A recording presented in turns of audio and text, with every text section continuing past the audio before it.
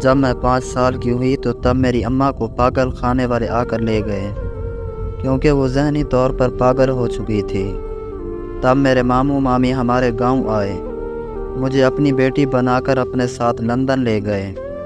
15 سال گزر گئے مگر میں کبھی اپنے گاؤں واپس نہیں آئی تھی، اور نہ ہی مجھے میری ماں کی کوئی خبر تھی۔ ویسے بھی مجھے میری ماں سے نفرت تھی، کیونکہ سب کہتے تھے کہ میری ماں ایک بد کردار عورت ہے۔ پھر مجھے خبر ملی کہ میری ماں کی پاگل خانے میں موت ہو گئی۔ یہ خبر سنتے ہی مجھے بہت تکلیف ہوئی۔ مجھے ایسا محسوس ہوا کہ جیسے میرے جسم کا ایک حصہ مجھ سے جدا ہو گیا ہو۔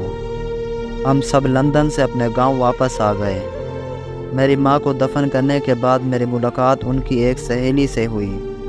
انہوں نے مجھے بتایا کہ تمہاری ماں بد کردار نہیں تھی، بلکہ وہ تو بہت نیک اور تہجد گزار عورت تھی۔ شادی سے پہلے وہ ایک لڑکے سے محبت کرتی تھی، مگر تمہارے نانا نے زبردستی تمہاری امی کی شادی تمہارے ابو سے کر دی۔ تمہارا باپ اس پر بڑے ظلم کرتا تھا، لیکن وہ برداشت کر لیتی تھی۔ اور پھر ایک دن تمہارے باپ نے تم دونوں کو چھوڑ کر دوسری شادی کر لی۔ طلاق کے بعد تمہاری ماں کی زندگی میں وہ پہلا لڑکا واپس آ گیا جس سے وہ شادی سے پہلے محبت کیا کرتی تھی۔ وہ لڑکا تمہاری ماں کے پاؤں میں بیٹھ گیا، مگر تمہاری ماں نے کہا کہ میں دوسری شادی نہیں کروں گی، اور اس نے کہا کہ وہ اپنی خوشی کے لیے اپنی بیٹی کی زندگی برباد نہیں کر سکتی۔ وہ اپنی باقی زندگی اپنی بیٹی کے سہارے جی سکتی ہے۔ تمہاری ماں جب نہیں مانی تو اس لڑکے نے خودکشی کر لی، اور جب یہ خبر تمہاری ماں کو ملی تو وہ پاگلوں کی طرح اس لڑکے کے گھر کی طرف بھاگی۔ نہ اس کے سر پہ دوپٹہ تھا اور نہ ہی اس کے پاؤں میں جوتا۔ تب اس لڑکے کے گھر والوں نے تمہاری ماں کے ساتھ بہت برا سلوک کیا، یہاں تک کہ اس کے کپڑے پھاڑ کر سب کے سامنے اسے بدنام کر دیا۔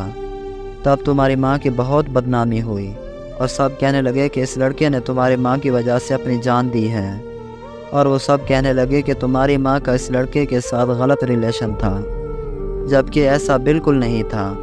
تمہاری ماں ایک پاک دامن عورت تھی۔ اس لڑکے کی موت کا تمہاری ماں پر بہت گہرا اثر پڑا۔ تمہاری ماں اپنا ذہنی توازن کھو بیٹھی اور وہ پاگل ہو گئی، اور پاگل خانے والے آ کر اسے لے گئے۔ میں اپنی ماں کی حقیقت جان کر بہت روئی۔